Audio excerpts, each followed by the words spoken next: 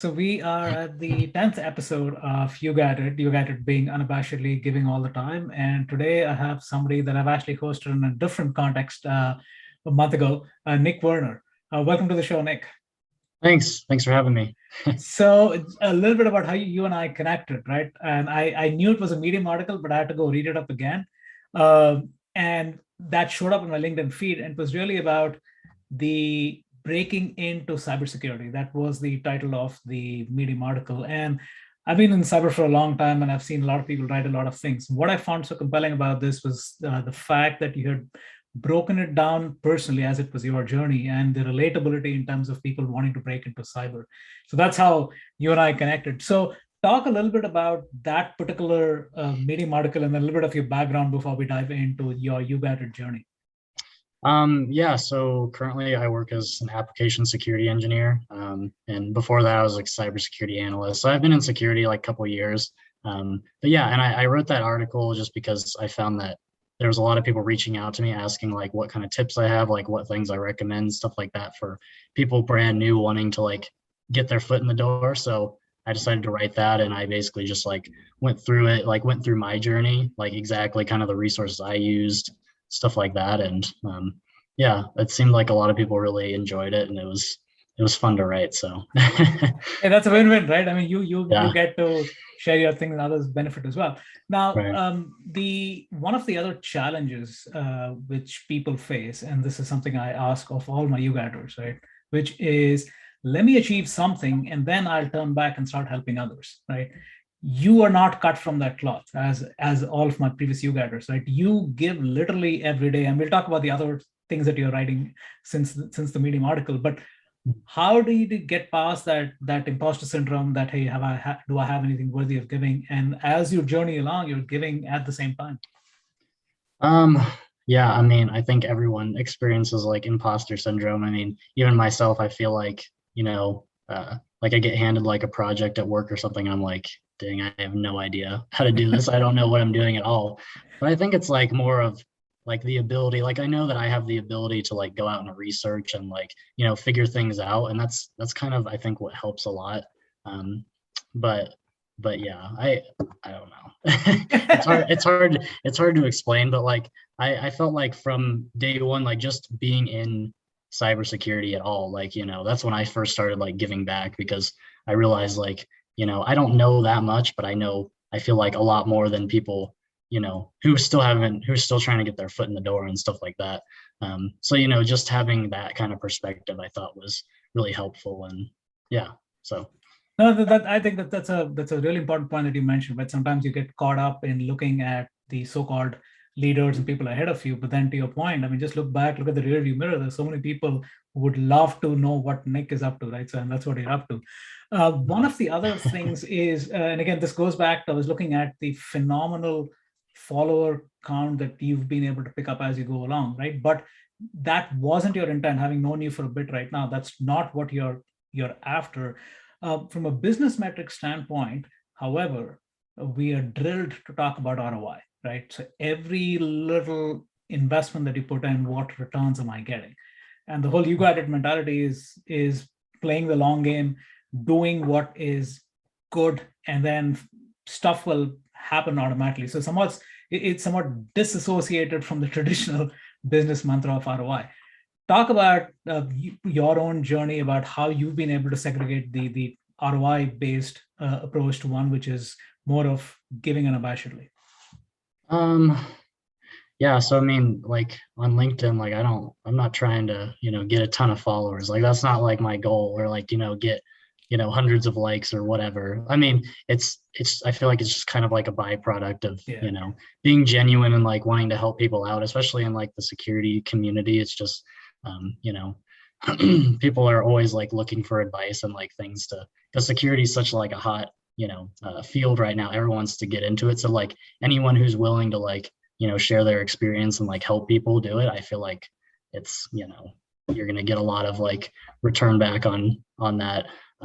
But yeah, but I mean, there's also a lot of like great things that have come to me just, because I've been sharing and like trying to give back and stuff. I mean, like the obvious things, like it's LinkedIn. So, a lot of recruiters reach out to me. I've had a lot of like awesome opportunities come my way. And, I'm able to talk to people like you and, stuff like that. So it's like really good exposure, I guess, but that's not really like what I was in it for. I'm kind of like an introvert. So I don't particularly like all the attention, but I try to embrace it best I can. No, I think that's the other phenomenal point you mentioned, right? Which is the byproduct, right? The attention is a byproduct, the followers is a byproduct, the comments and likes is a byproduct. But I think the stuff that you do, which is pushing boundaries, I still remember, I mean, this blew my mind. I've mentioned this to about at least a dozen people, right? About the opportunity that you gave to others about, hey, I'm doing this on the weekend. Please come, I'm going to review your resumes, give you feedback. I mean, that is really pushing boundaries in terms of really genuinely helping people with your time. Which comes back to a really, really important component with every you-getter, and this is important, right? Which is personal mental health, right? And giving is important, but giving to yourself first so that you can help others is even more important, right? So how have you been able to draw boundaries so that you're able to kind of go to that quantum of solace, the place to regenerate and recuperate so that you can come back and give the next day? That's a good question. Man. I don't know. I feel like I came across a lot of like free time and stuff because, I'm not in school anymore. Like I graduated recently with my master's degree and stuff like that. Like I have a full-time job, but, I work remotely. So I have quite a bit of free time. So I just figured, like I might as well like give back a little bit. Like it may seem like I'm spending a lot of time on this, but like in the grand scheme of how much like time that I have, it's really not that much, and I enjoy doing it. So it doesn't feel like, I don't know, work or anything like that. It's just like fun for me to like interact with people and talk about something that I really love, and so yeah. But again, to extend that a little bit in terms of ideas, right? The stuff that you put out there, which is, hey, I'm here to review your resumes and give you feedback. Where does that the ideation come from, and how do you kind of keep pushing boundaries? It's usually just like I get so many people like reach out to me about a certain topic or like a certain thing, and I'm just like, oh my gosh, I'm spending, way too much time like, reviewing resumes or like, providing answers for this or that. So I'm just like, hey, let's just set up like an hour time. Anyone who wants to come totally can, and I can like, kind of share my knowledge or whatever to a bunch of different people at the same time. And then, I really wanted to record that resume thing, but I'm a noob, so it didn't work, but it's okay. Next time. Yeah. So the other thing that amazed me is I saw the responses to your post about reviewing the resume at that meeting, and there were people from the community coming and saying, "Hey, can I help? Can I?" So it was not just Nick doing it, but there was other people offering their services, which I found to be an amazing community movement as well, right? Yeah. I had a couple of people that came and helped me out, which was really awesome. And so yeah, it definitely helps because it's like, when people come to those things, I don't know everything. So it's really nice to have some other people who are more experienced in other areas and stuff that can help me answer questions and stuff like that. So yeah. Got it. So moving on to another piece over here, which is quid pro quo, right? And again, this is an extension of the ROI conversation, which is a lot of it is, okay, whether it's posting, whether it's giving, it's like, hey, I've done this much. What is someone doing for me? And the you got it is a completely different approach, right? So is this something that you have always had within you, which is, okay, I'm going to give and then I'm not going to look for any returns? Or is this something that you picked up along the way? Yeah, I mean, I don't know. It's just, for me, it just like, it feels nice, like, helping people out. So it just kind of came naturally. It's just kind of like I used to be like a tennis coach, like, cause I played college tennis, all that kind of stuff. And it just feels good to like be able to help people and like teach people things. Cause you always remember like when you're brand new at something, like you wish that there was someone that was really knowledgeable about it that would, share their knowledge with you and, teach you and stuff like that. So that's kind of like my mentality about it, I guess. And I always just hope that, you spend some time to help someone out and then eventually they might come and help you out with something, like when you're in a rough time or something like that. So that's kind of like the idea. Got it. And it's also the fact that you're helping so many people is also that karma, the paid forward movement, right? Because Nick Mhm. did this for me, they're going to do it for somebody else. So the other aspect of it, which is again, when I went back and looked across what you've been doing, is the timeliness and the micro consumption forms, right? Which is, it doesn't take too long to read your things, and yes, there's a lot in it, and it's also consistent. So it's not like, hey, Nick wakes up once a month and posts something and goes back into his chamber. So how do you keep that constant flow of thoughts coming in? I know, I mean, the break into cybersecurity is one, but then as recently, was it 2-3 days ago, how do you become an application security engineer? And that was like, Mhm. again, so Yeah. how does, again, both your journey, but also for somebody who's looking to become like a Nick, right? How would they get past that thing of saying, okay, do I have anything that I can consistently give, and how do you get those ideas? Mhm.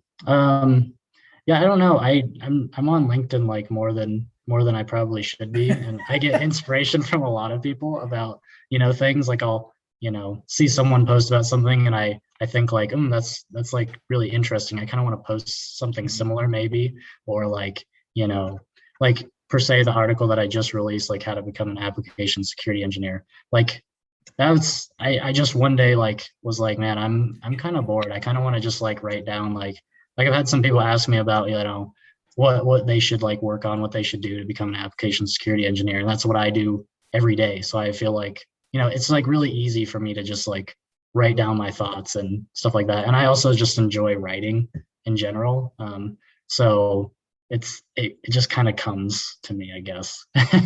Yeah, and sometimes you're right. I mean, if you once you figure out what is it that you enjoy, then it doesn't feel like a chore. It doesn't feel like a burden. That you just kind of, it's naturally Right, flowing. I think that's super important. right. The other aspect of it is really talking about the not just in your domain, right? For example, one of your Medium articles, again going back, was how do you build your LinkedIn brand, right? Now, when I Mhm. look at Nick and look at your profile, it's like, okay, cybersecurity, I get it, right?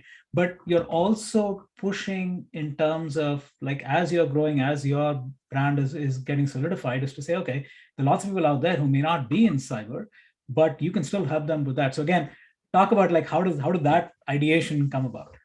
Um, Kind of like along the same lines, I guess, from some of my other articles, but like I was telling people a lot like, um, you know, like you need to work on your like technical skills, but I think more important is to work on like your soft skills. Because I don't know, like I feel like all of my opportunities that have been presented to me have been from, networking and like, meeting people and stuff like that. I don't know many of my opportunities that have come just because people have been like, oh man, Nick seems like super smart. Let's, like I don't really know him, but let's just reach out. Like, you know what I mean? Like Yeah. most of the things that have come my way, it's just because, I've networked with someone, I've, I don't know, made a good impression, and it hasn't been, I don't know, based on my technical skills, just been based on my soft skills and stuff like that. So I decided to write that article because it's so important. People like discount it all the time, but it's really, really important. Yeah, and it's also something, again, it made me think, and I've talked this about this to a few people, right? Which hey, they talk about interviewing skills, and which is still important. But I've given your example of saying, here is somebody that if I were a CISO or a VP or somebody, I'd hire you in a heartbeat, because you've been putting yourself out there every single day, right? Which is, so literally you're being interviewed without knowing it, being interviewed by hundreds of thousands of people out there. So even that mental shift, if you will, in terms of, hey, what does how does interviewing change? So that's really important. So Right. again, a final question for you, right, which is really coming down to, people look at you, and again, the same question, putting it in reverse, which is, hey, you've reached a mountain, right? You've conquered something, and here I am, a newbie, a high schooler, and what advice would you have for him or her as they are kind of embarking upon this journey, besides the technical things, which is super important, right? I mean, what are the other things that I know, if you were to look back and say, hey, if you talked to Nick 10 years ago, when you were in middle or high school, and what advice would you have given him there that would actually help people today? Yeah. I mean, you're talking about like, like I don't feel like I've reached like, the peak of the mountain. Like maybe some people like look and they're like, oh my gosh, I want to be like Nick or something like that. Okay, so, But I honestly, I'm going to interrupt you over there and just say that again, going back to the exact same thing you said, which is perspective, right? For the Mhm, people who are nowhere close to where you are, they feel mhm, you've attained a mountain. But again, your own self evaluation could be, hey, I have lots more mountains to climb. But again, mhm, going back to that middle high schooler who looks at Nick and says, okay, whatever, 6,000 plus followers, and every article seems to be hitting home, and he's constantly giving back. Hey man, I mhm. want to be a Nick, right? So what advice would you have for them as they're kind of going through their own mental paces and Mhm. journeying, if you will, through their late teens and early 20s? Yeah, I mean, you first off, you need to, you need to network just as much as you possibly can. That's like the number one thing. And then secondly, like if you want to be in security, you need to start with the basics for sure. You need to, go learn networking. You need to go learn basic security stuff. Because I mean, even in like interviews now for me, like, more advanced interviews, they always ask like basic networking questions. They always ask basic security questions. I mean, it's really important. There's a lot of people that reach out to me that are like, hey, do I need to learn basics before I can, get this, OSCP or something like that? And I'm like, yes, you definitely do. You definitely do. So networking, learning the basics, just, I don't know, just like putting yourself out there, I guess, you know, like if you have anything to give, like try and give back.